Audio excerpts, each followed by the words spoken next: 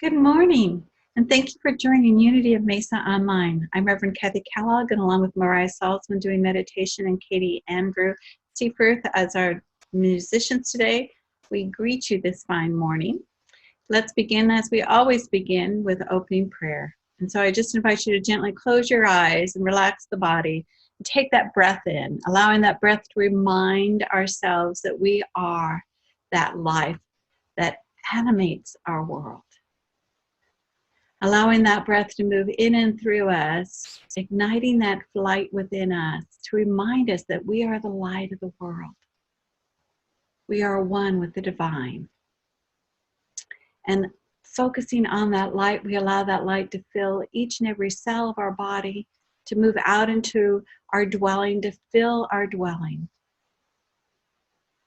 To move out, we send it out to embrace our loved ones wherever they may be. To embrace those families that are struggling and facing the challenge, for all of our first line responders. We just send that light out to embrace and unfold in love and in pure light, lifting up the world and those within it. We bless those names on our prayer list and send healing thoughts for whatever their healing need may be during this time of change. Taking that breath, we reaffirm that we are the light of the world, that we are the love and the life, and through all, we are blessed. So it is. Amen. So good morning. Welcome to Unity of Mesa, where we enlighten, empower, and energize one another to uplift our world into a greater expression of God. Today we're talking about grace, and what a great time to be talking about it. Our affirmation today is, I am sustained and uplifted by the ever-present grace of God. Let's say that together. I am sustained and uplifted by the ever-presence of God. And so we're going to be talking about what grace means to us and how it moves us along our spiritual journey. And we begin with Katie singing, I Can See Clearly Now.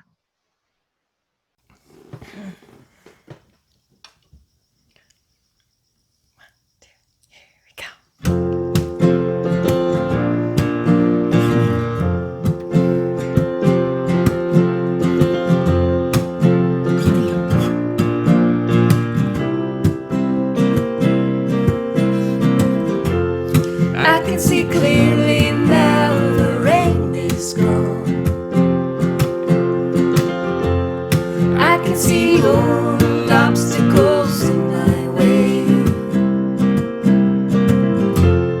Gone are the dark clouds that had made me blind. It's gonna be a bright and sunshiny day. It's gonna be a bright and sunshiny day. Yes, I can make it now, the pain is gone. All of the bad feelings have disappeared. Here is that rainbow I've been praying for. It's gonna be a bright and sunshiny day. Look all around, there's nothing but blue skies.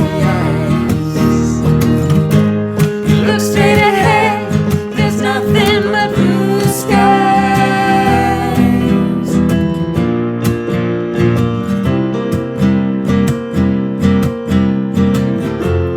I can see clearly now, the rain is gone. I can see old obstacles in my way. Here is that rainbow I've been praying for. It's gonna be a bright and sunshiny day. It's gonna be a bright and sunshiny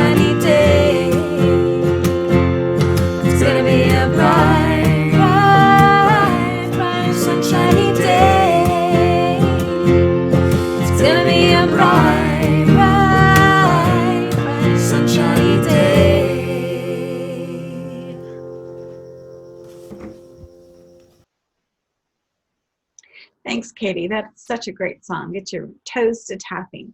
Here's some things for you to know, that even though we may not be meeting at our facility, we continue to meet and provide services virtually, online. And so even though our life looks different, that we're staying at home or keeping distance at work or wearing masks out in public or homeschooling our children, we are and have ways to be connected with each other. So right now we do service online at 10:15 on Sundays, and right after that we have fellowship in the garden virtually. Get your cup of coffee, you can stay in your PJs and join us to greet everyone and just check in and see how everyone's doing. That happens right after service on Sunday. You'll need to go to our website to Sunday services, click on the link, and then a link will be sent to you that you can open up and be a part of that. But don't wait till after the end of the service to do it before so that you're included in, and we'll look forward to seeing you. Karen and Tony continue to provide the Sangha every Tuesday at 10 a.m. virtually. Go to our classes page on the website and register, and they'll send you a link to be a part of that. Unity Cares page on our website has a host of different ways that we can support you during this time in prayer. And so if you're seeking prayer for yourself or another, there's a virtual prayer slip that you can fill out, and it goes to our prayer chaplains, and they'll put you on the prayer list and hold you in prayer. If you need more direct support, information on that page is given so you can contact with Pastoral Care Line. Unfortunately, our bookstore is not virtual, but there's a way you can still support Unity Mesa with your book purchases. On our website, you'll find book links for relevant books for what we're studying, like our new theme, The Most Important Thing by Adyashanti. And if you click the link on our webpage, then it goes directly to Amazon, and you can complete your purchase there, and we'll receive 10% in advertising fees. If you regularly shop on Amazon, switch to Amazon or Smile Amazon. So switch to Smile Amazon and add Unity Church of the East Valley, which is our official name, as your charity. Then the Smile Foundation will donate 5% of the purchase price, which doesn't have to be book anything that you buy from there if you go through Smile and designate Unity of the East Valley. We get 5% of the piece, and you'll find all that information under our contact tab at unityofmesa.org. We are working to make contact with all of you, and so if you haven't been contacted, it could be that we don't have your most recent information, as in phone number or email.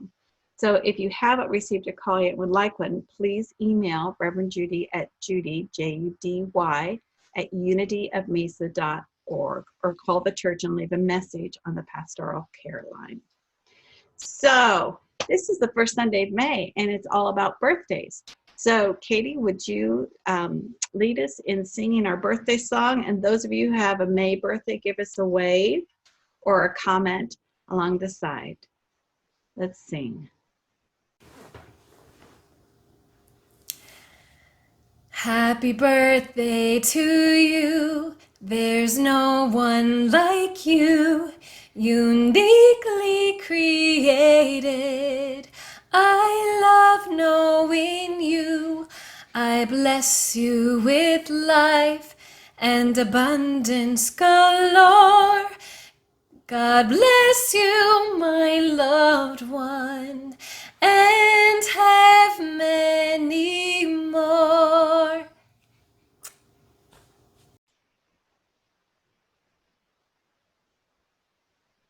Happy birthday, everyone. Hope your day is absolutely wonderful as you celebrate another year going around the sun.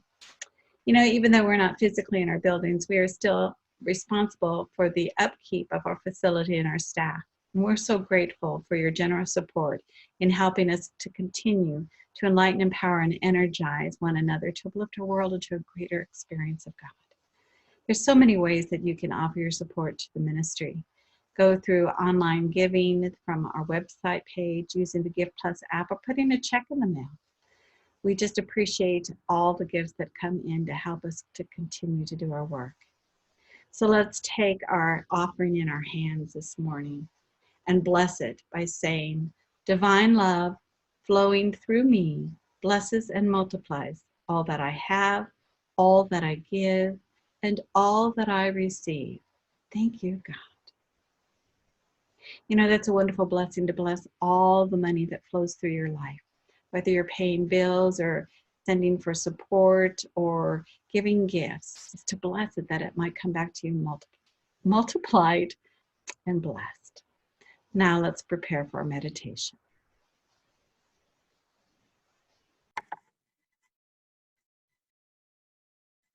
Good morning. Our affirmation for today is, I am sustained and uplifted by the ever-present grace of God. And so as we head into and step into our meditation this morning, I just want to invite you to focus on that affirmation. I am sustained and uplifted by the ever-present grace of God. I invite you to close your eyes for a moment and just take a deep breath in. Relax into your seat. Just allow yourself to melt here. I invite you to breathe into your belly. Allow the belly to expand as you inhale. And then allowing the belly to relax as you exhale.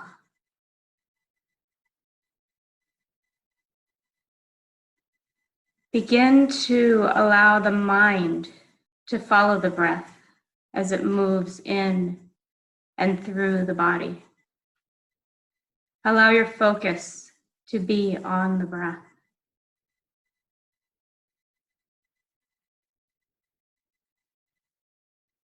And as you drop in and breathe and allow God's grace to flow, we awaken to new understandings. Old belief patterns just simply drop away. And we expand into the greater awareness of the truth of who we are. And so we sit and we breathe deeply into our core, allowing the wave of grace to flow in and through. If the mind starts to wander, we gently bring it back to following the breath or to this simple mantra. God's grace is flowing in me now and always. And so I sit and I breathe and I allow God's grace to flow in me now and always as I drop deeply into the silence.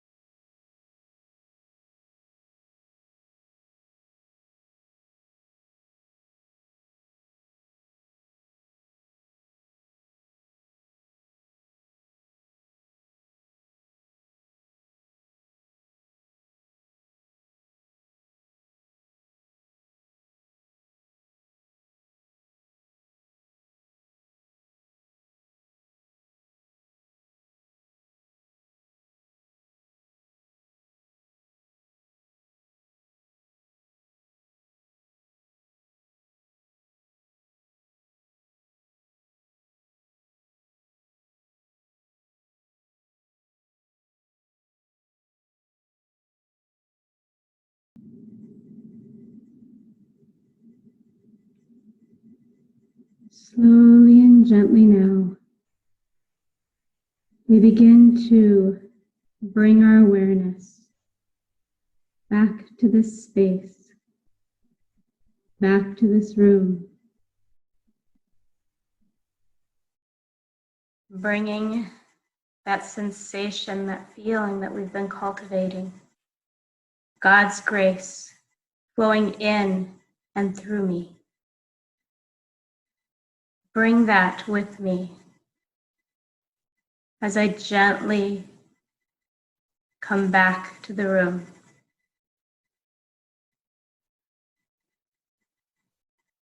Allowing some movement in the fingers and the toes.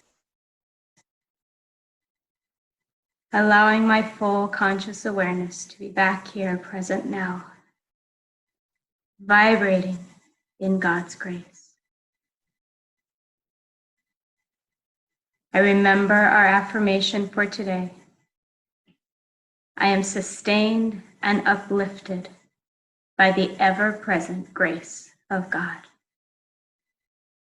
And so it is.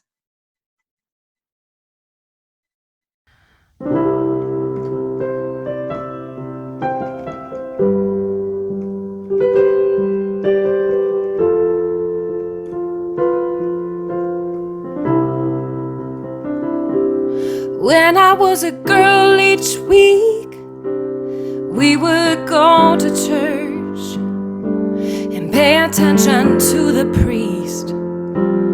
He would read the holy word and consecrate the holy bread, and everyone would kneel and bow.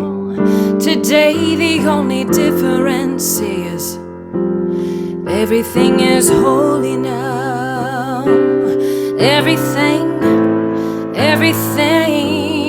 Everything is holy now.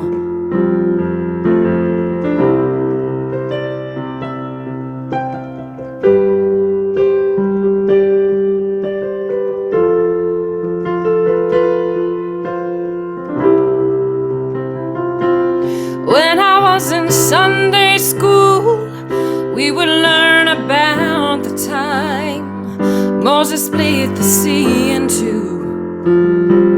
Jesus made the water wine. And I remember feeling sad that miracles don't happen still. But now I can't keep track, 'cause everything's a miracle.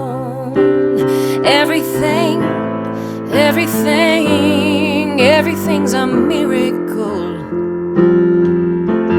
Wine from water is not so small, but an even better magic trick is that anything is here at all. So the challenging thing becomes not to look for miracles, but finding where there isn't one. When holy water's rare at best, it barely wets my fingertips. But now I have to hold my breath, like I'm swimming in a sea of it.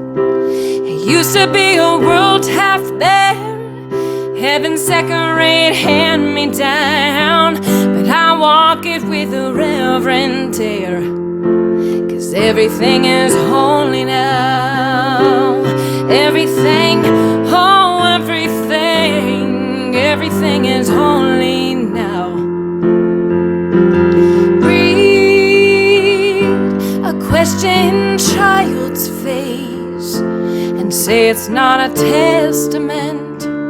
That'd be very hard to say.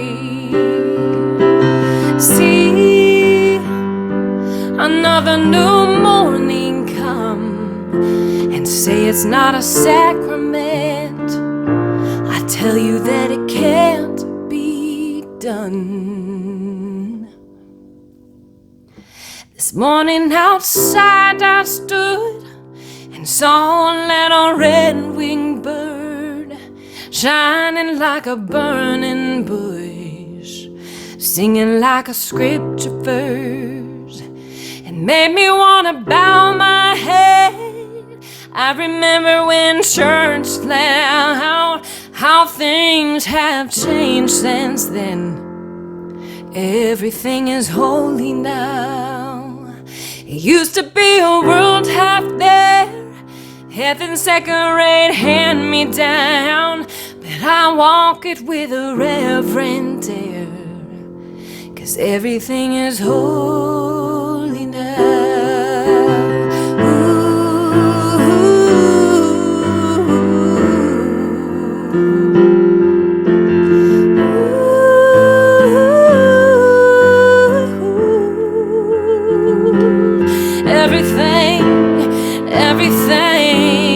Everything is holy now.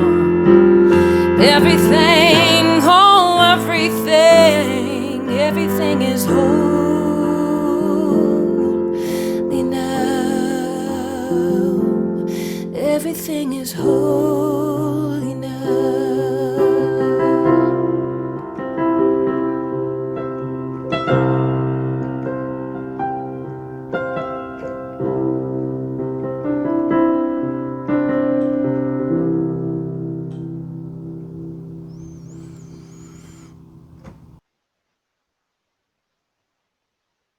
Everything is holy now. Everything is holy now. It may not feel like it, does it? It may feel like we're struggling and being challenged, but everything is holy now. And what helps us move through our day knowing that is knowing what is our most important thing. It's having asked those questions and beginning to find the answers deep within ourselves. What is the most important thing to me? What is it that gives my life the vitality and the aliveness, the inspiration, the joy and the calm that I can walk through my days guided and grounded and centered in the truth of who I am? And how does my spiritual practice support that? And finding that. So, and then what am I in service to? Do I know what my most important thing is that I might be in service to, that I might experience and know consciously that I'm alive and inspired? That no matter what my day unfolds to be, I can be grounded in that calmness and find the joy in knowing that everything is holy now, within me and without. So how do we go about finding those questions? In Adyashanti's book, The Most Important Thing, he talks about grace. We've heard about grace. I talked about grace at the Easter lesson, the gift of the tomb. We know grace, though, as that Christian concept of God giving it to us. So like a man died and went to heaven. And of course, he met Peter at the pearly gate. And Peter explained to him, well, in order to get into heaven, you have to have 100 points. So you tell me the stories of things that you've done in your life, and I'll assign a points to him. And when you get to 100, you can come on in. So the man began. He said, I was faithfully married to my wife for 50 years. I never strayed, not even in my heart. Peter goes, how wonderful. That's 3 points. I said, 3 points. He said, I went to church every Sunday, tithed, and gave my time faithfully to the church. Peter goes, oh, fabulous. That's 1 point. I goes, 1 point. He goes, oh my goodness. He said, how about this? I started a soup kitchen in the city, and I volunteered in the shelter for veterans. Peter goes, oh my goodness, 2 points. The guy goes, 2 points. He said, by this rate, I'll only get into heaven by the grace of God. Yeah, by the grace of God. For years and centuries, the church has said that the grace of God is given to us from deity outside of ourselves, handed down. And there's been a huge discussion in the church, whether it was through our works, such as Peter and the guy at the gate, what we've done that earns us the grace of God, or it's just by faith in God and the divine. But we talk about grace as being that aspect of the love of God. That grace, in Adyashanti's words, is that shift in spiritual consciousness, that opening up, to a new understanding, something that we can't think ourselves through, but that we open to from that deep wisdom within ourselves, that something out here isn't giving it to us, but it's coming and dwells within. And by taking the time and the openness, the willingness, allowing grace to unfold within us.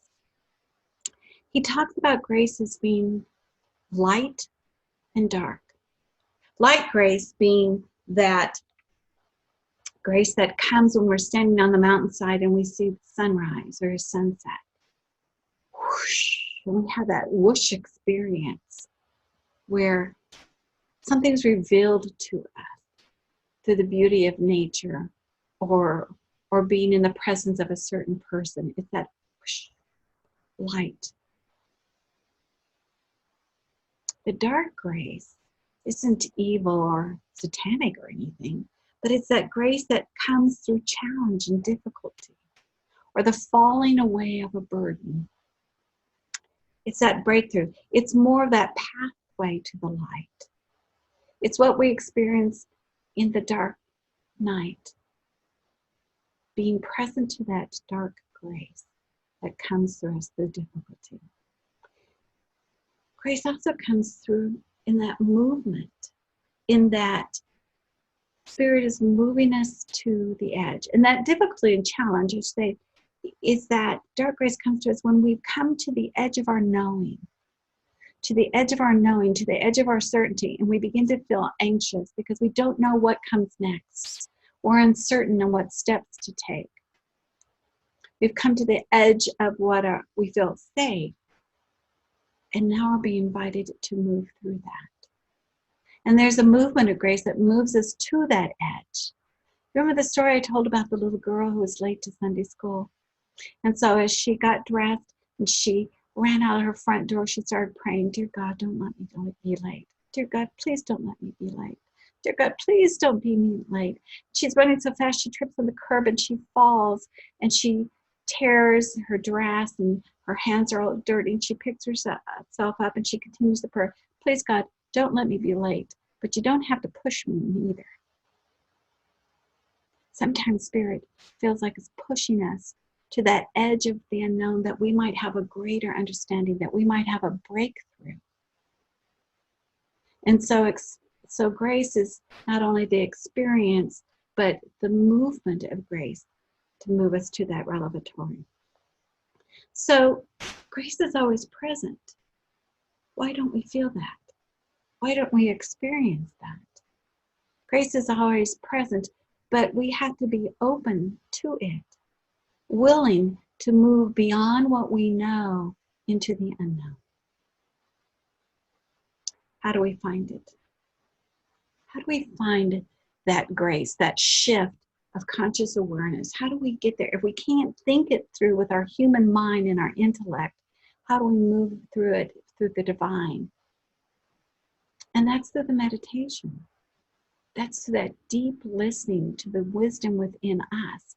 Not that it's out there, remember, grace, but grace is within us, that deep wisdom that knows, that all-knowing divine within us, waiting to be experienced and expressed, to discover truth of who we are at the heart of us. That deep listening. We meditate not to be good at it. That's not what spiritual practice is about, becoming perfect in our spiritual practice, but to open ourselves to encounter ourselves as the divine, to be present what is.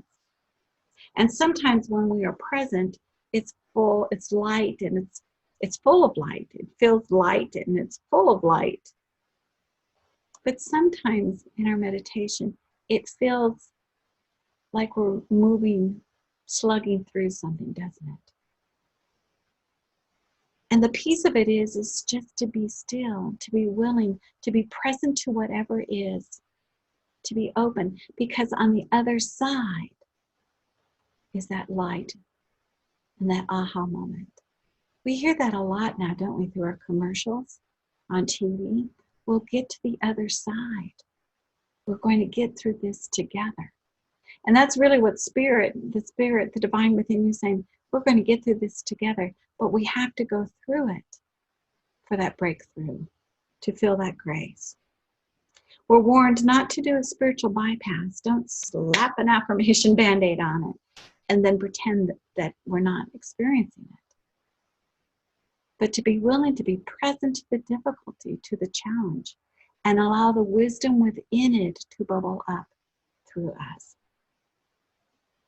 Adyashanti says, a direct encounter with challenge is a doorway to accessing our depth, coming face to face with our most important thing and being willing to trust in the unfolding of our life. I'm going to say that again. That the direct encounter with challenge is a doorway to accessing our depth, coming face to face with our most important thing and being able to trust in the unfolding of our life. We need to learn how to trust that dark grace, that going through the hallway, to trust that it will lead us to a greater understanding and aha, to that light at the end of the tunnel. He said that in feeling lost, our true nature can find itself. Because that feeling of being lost in our meditation is we're having to give up our human limitation, our human experience, our human knowing, to be willing to go into the greater depth of the divine. Are we willing to feel lost that we might find our true nature? Sometimes being willing to deep listen, there can be suffering to that. There can be suffering to a challenge that we're facing in today's life and our daily life. Because Adyashanti says none of this is good unless you can apply it to your daily life, correct? So you're going through a time of difficulty or challenge. Are you willing to sit in the silence, to deeply listen to the truth that might be within that challenge or that difficulty?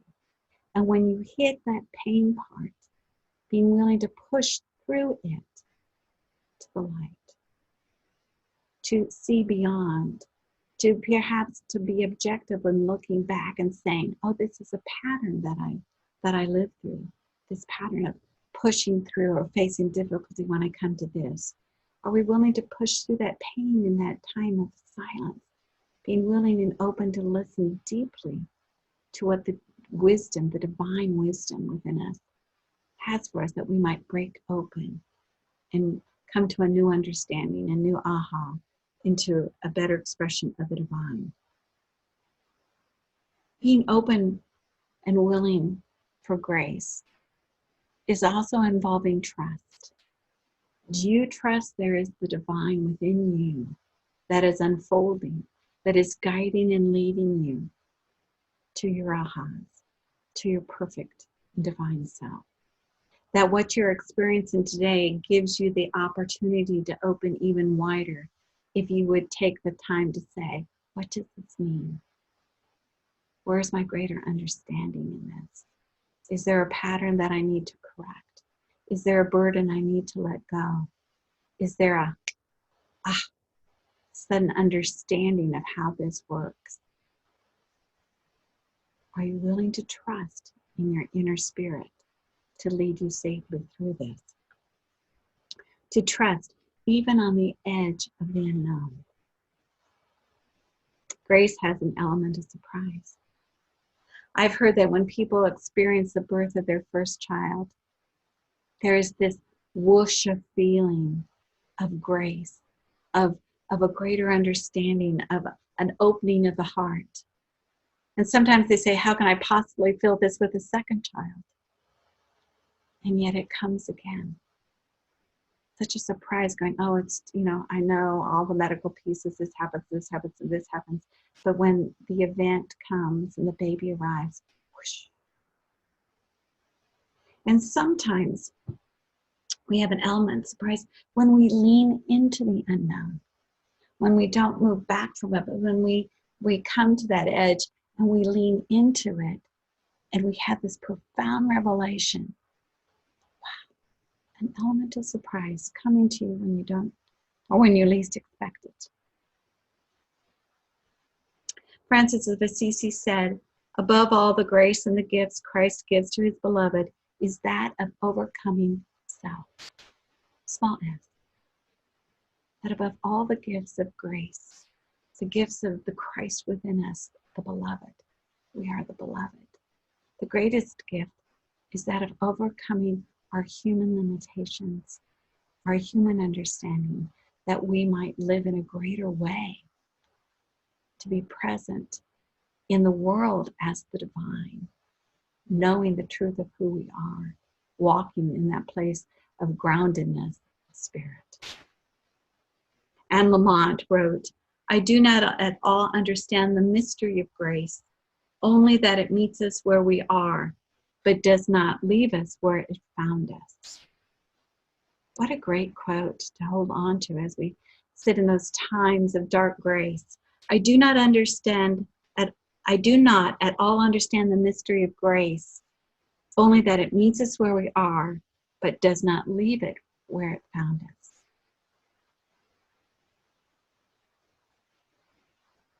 We are grace, embodied. We are grace embodied. If we're open and willing to sit and to listen to the wisdom within ourselves, that we might find the answer to our questions. What is my most important thing? And is my spiritual practice about that? Am I in service to that? To sit in those questions, to be open to the grace of a greater understanding. And lastly, grace is a two-way street. You can't just be a consumer of grace, you must deliver it also. To receive grace and then offer it is by embodying it. And how do we do that? To see in another their goodness, to see the goodness in a situation, and to hold the goodness of the people involved in it, and to call that forth, to see the goodness of the moment, to listen deeply and to be present to another, to embody grace for them. For there are many times in life where we may feel graced, and there are endless opportunities to bring forth that grace and offer it to the world around us. I love that. And so I leave that with you, that there are many times in life where we may feel grace. There are many times we can invite grace to come forth by sitting still, by getting quiet, by willing to listen deeply. But know that there are many opportunities, endless opportunities to bring forth that grace and offer it to the world around us. To be present, to be love embodied, to be life embodied, to be that listening ear, to be those eyes of spirit seeing the goodness in another and calling it grace. May the grace of God be with you, and to know that you are sustained and uplifted by the ever-present grace of the divine. Let's now listen to Raising the Veil. Blessings.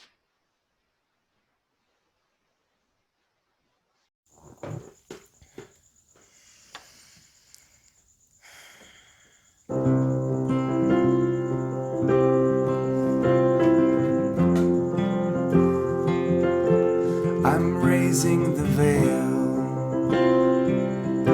between me and my God. No separation, no distance at all. God is right here in my heart. God is right here in my heart. God is right here in my heart. I'm raising the veil between me and my God. No separation, no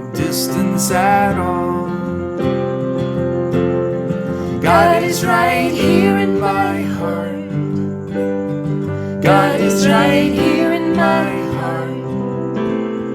God is right here in my heart. And I'm raising the veil. God is right here in my heart. God is right here in my heart. God is right here in my heart. I'm raising the veil. I want to know you, oh God, raising the veil. I want to see you, oh God, raising the veil. I want to hear you, oh God, raising the veil. I want to feel you, oh God, raising the veil. I want to live as you, oh God, raising the veil. I want to love you,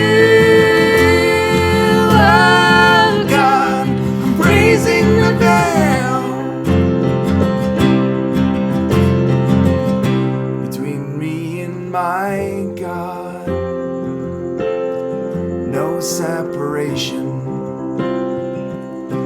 no distance at all. God is right here in my heart.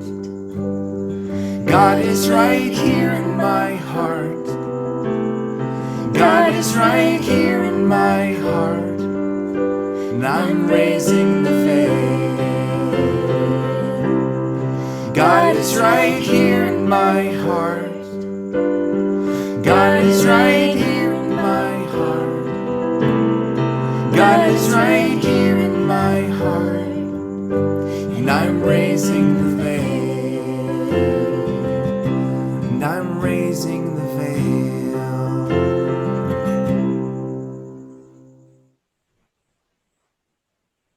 God is right here in my heart. The divine is right here in my heart. That's where you'll discover the truth of who you are. If you're willing to open yourself to listen deeply to the truth of who you are, for you are the beloved, the divine.